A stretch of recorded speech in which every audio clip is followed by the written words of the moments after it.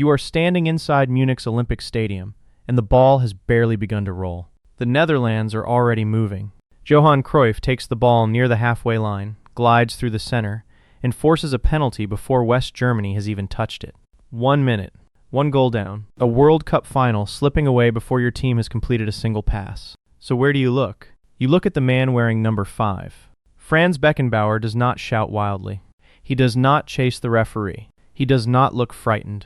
He simply turns, gathers the players around him, and begins rebuilding the match from the back. That calm is the key to everything, because Beckenbauer did not merely become Germany's greatest defender. He changed what a defender was allowed to be.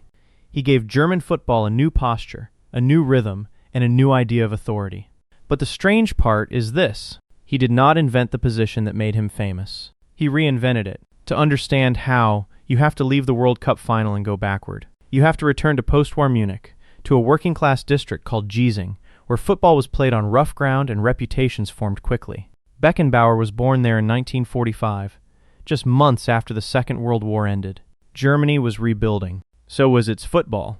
As a boy, Beckenbauer admired 1860 Munich, then the stronger local club. Yet his path turned toward Bayern Munich, a club that had not even been selected for the Bundesliga when the National League began in 1963. Bayern were ambitious, but they were not yet the giant you recognize today.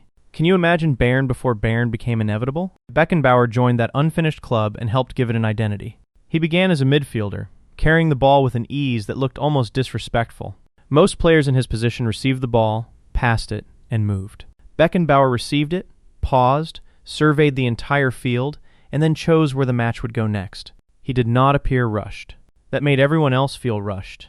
By 1965, Bayern had reached the Bundesliga. A year later, Beckenbauer was at the World Cup in England, only 20 years old. He scored 4 goals during the tournament, an extraordinary total for a player whose future would eventually be associated with defense. Then came the final at Wembley. West Germany faced England. Beckenbauer was asked to stay close to Bobby Charlton, while Charlton was also expected to limit Beckenbauer's influence. 2 of the match's most gifted players spent much of the day canceling each other out.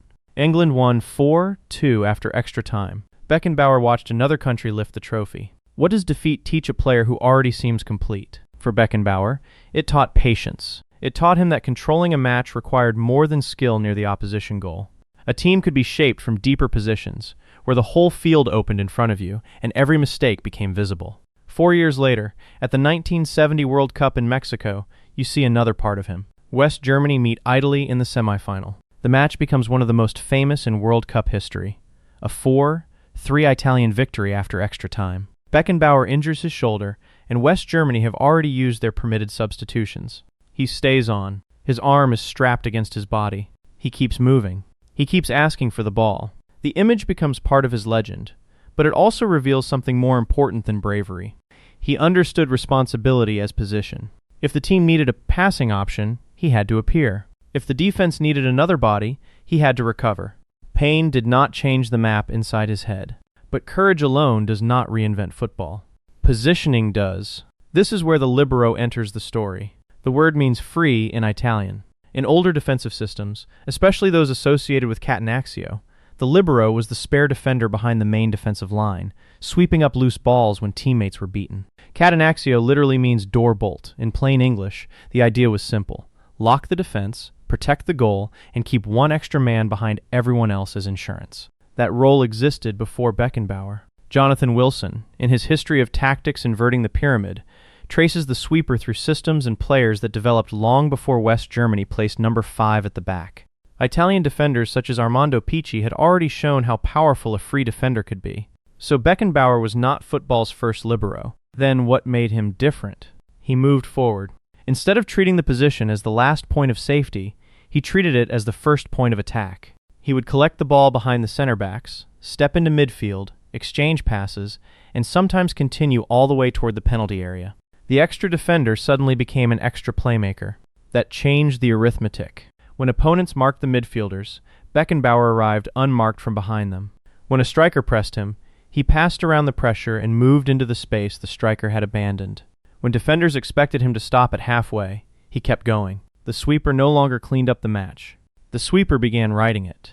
Football historian David Goldblatt describes the sport as a reflection of national culture, politics, and self-image. Beckenbauer's Germany still valued order, structure, and discipline, but his football added elegance to those qualities.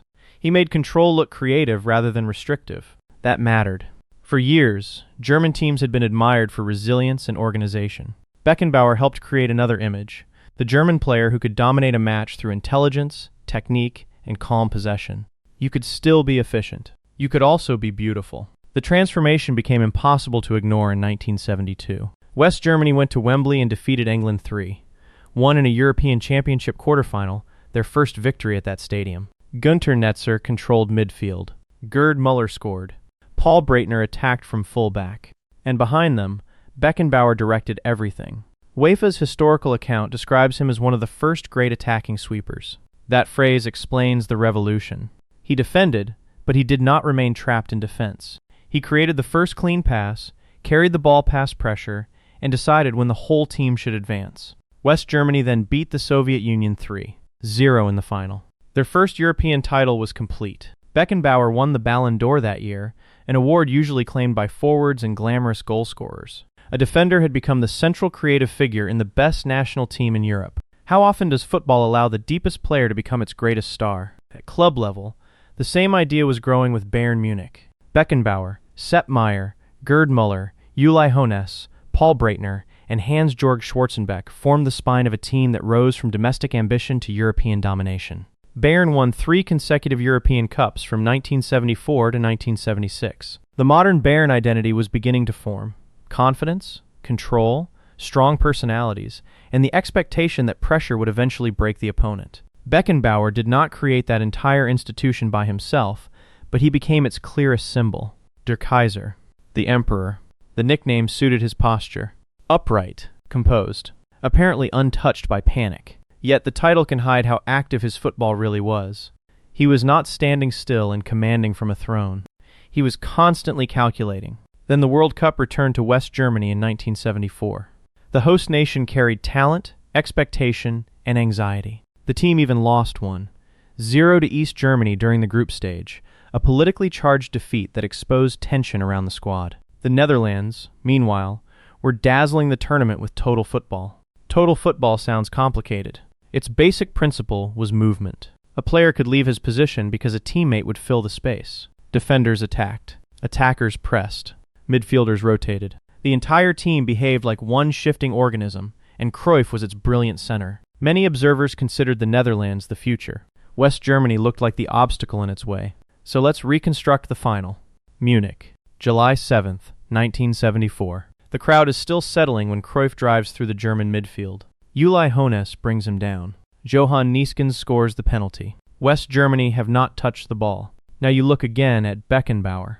He does not try to answer the Netherlands with chaos. He slows the emotional temperature. He helps the team hold its shape, pass with purpose, and wait for the game to reveal an opening. Paul Breitner equalizes from another penalty. Then, just before halftime, Rainer Bonhoff attacks down the right and sends the ball toward Gerd Müller. The striker controls, turns, and finishes in the crowded penalty area. West Germany lead 2-1. The second half becomes pressure. Dutch possession. German resistance. Cruyff searching. Beckenbauer reading. Every attack asks the same question. Will the future break through? It does not. The final whistle arrives, and Beckenbauer becomes the first captain to lift the new FIFA World Cup trophy. He raises it in his own country, 8 years after watching England celebrate at Wembley, and 4 years after leaving the semifinal in Mexico with his arms strapped to his body. That is the obvious triumph. The counterintuitive truth is deeper. West Germany did not defeat total football by rejecting modernity. They defeated it with their own version of modern football. Beckenbauer's Libero role created flexibility from defense. Breitner attacked from fullback, and the team could change its rhythm without losing its structure. The final was not simply imagination against discipline. It was one intelligent system defeating another. Brian Glanville, whose writing documented World Cup history across generations, often emphasized how major tournaments turn tactical ideas into lasting myths. The myth of 1974 says Dutch beauty lost to German efficiency. The match itself is more interesting. Germany could play. Germany could adapt. And Germany had a captain who understood that defending and creating were not opposite jobs.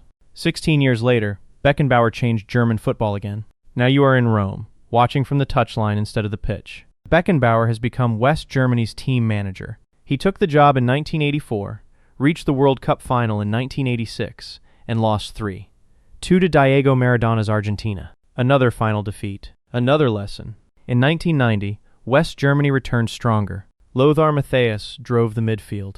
Jürgen Klinsmann and Rudi Völler stretched defenses. Andreas Brehme provided balance and precision. Beckenbauer managed the group with the same controlled authority he once carried on the ball. The final brought Argentina again. This time, Brehme scored the only goal from the penalty spot. West Germany won 1-0, and Beckenbauer became only the second man, after Brazil's Mario Zagallo, to win the World Cup as both a player and a coach. Why does that achievement fit him so perfectly?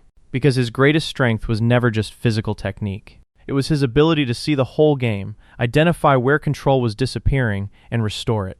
As a player, he stepped out from defense to organize the attack. As a manager, he stepped off the field and organized the people. The position changed. The vision remained. You can still see Beckenbauer's influence every weekend. Watch a center back carry the ball into midfield. Watch a defender break a pressing line with one pass. Watch a team build attacks from its deepest player instead of clearing the ball toward the stands. That defender is not necessarily playing as an old-fashioned libero. Modern formations are different, but the permission is the same. A defender may think like a midfielder. A defender may control tempo. A defender may be the most elegant player on the pitch. Germany's football identity also carried his imprint. Later generations produced ball-playing defenders, commanding captains, and teams that treated tactical discipline as a platform for creativity rather than a cage. Beckenbauer did not create every German success that followed, but he expanded what Germany believed its greatest player could look like. Not only strong, not only relentless, calm, technical, free. FIFA's archives place him among the small group who conquered the World Cup from both sides of the touchline. UEFA remembers the attacking sweeper. Bayern remembers the captain at the center of its rise. But the simplest memory is still the strongest. The ball moves toward number 5. He has space. Everyone expects a defender to play safely, but he lifts his head and walks forward. Now return to Munich in 1974. The Netherlands have scored before your team has touched the ball. The stadium is shaking. The final appears to be running away from you. So where do you look?